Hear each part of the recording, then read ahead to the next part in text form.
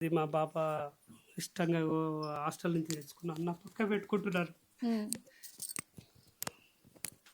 మా మా చూపించు. పాప ఇది పాప నా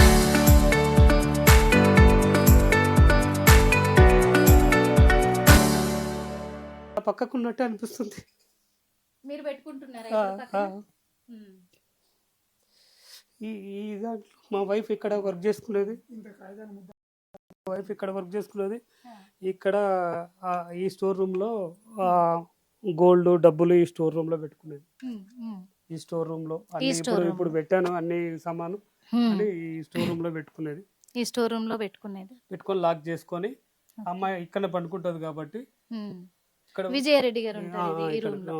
విజయారెడ్డి గారు ఈ రూమ్ లో ఉంటారు. ఉంటారు. విజయారెడ్డి గారు ఇక్కడ వర్క్ చేసుకుంటారు. ఉమ్. తన సిస్టమ్ ఇదే, ఇక్కడే వర్క్ చేసుకొని అలాగే ఇక్కడే పడుకుంటారు. ఆ బొమ్మ మాత్రం ఇందాక చెప్పారు కదా పాపకు కొనిచ్చారు అని చెప్పేసి.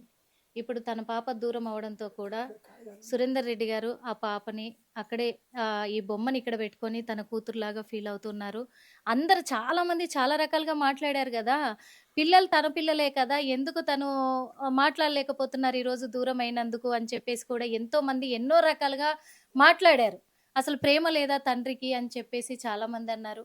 పిల్లలు దూరం అయ్యారు కదా, తండ్రి ఎందుకు స్పందించట్లేదు అన్నారు కదా. ఇన్ని రోజులు ఒక నరక యాతన కూడా పడుతూ ఉన్నారు. ఇక్కడ అర్థమవుతుంది కదా, రోజు పిల్లల్ని ఇక్కడ ఫోటోల రూపంలో చూసుకుంటూ అక్కడ బొమ్మ రూపంలో పక్కనే పడుకోబెట్టుకొని తన కూతురు దూరం అయిపోయింది. అలాగే భార్య, ఎందుకంటే ఇద్దరి మధ్య మంచి అన్యోన్యత ఉంది, అండర్స్టాండింగ్ ఉంది. లేదని ఇన్ని రోజులు మనము అనుకున్నాం. ఒక బాక్స్ లో, ఒక సిల్వర్ బాక్స్ లో, ఒక సిల్వర్ బాక్స్ ఏనా sir? Silver box silver box. ఒక సిల్వర్ బాక్స్ లోనే వాళ్ళంతా కూడా అందులో పెట్టేసుకొని లాక్ చేసుకొని ఇక్కడ విజయారెడ్డి వాళ్ళ అమ్మ ఎవరైతే ఉన్నారో వాళ్ళ ఫ్రెండ్ ద్వారా, వాళ్ళ ఫ్రెండ్ కూతురు తన ఒక రేఖ రేఖ రేఖ తోటి పంపించింది.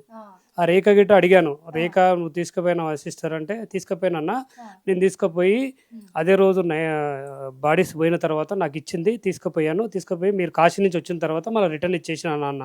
అడిగితే ఎంత ఉందిరా అది ఏమన్నా చూసావంటే లాకేసి ఉందన్న, మీ అత్తయ్య లాకేసి పెట్టింది, దాన్ని నేను చూడలేదు, ఆమెకు రాగానే ఇచ్చేసాను అని చెప్పింది. మా అత్తయ్య ఏమంటుంది, ఇప్పుడు అలా లేదు, గోల్డే లేదు, డబ్బులు లేవు అని చెప్తున్నది. పిల్లల రూమ్ ఎక్కడ చూపించండి ఒకసారి. పిల్లల రూమ్ కూడా చూసే ప్రయత్నం అయితే చేద్దాము. ప్రస్తుతం ఇది అన్ని ఉన్నాయి అలా ఆపుతారమ్మా.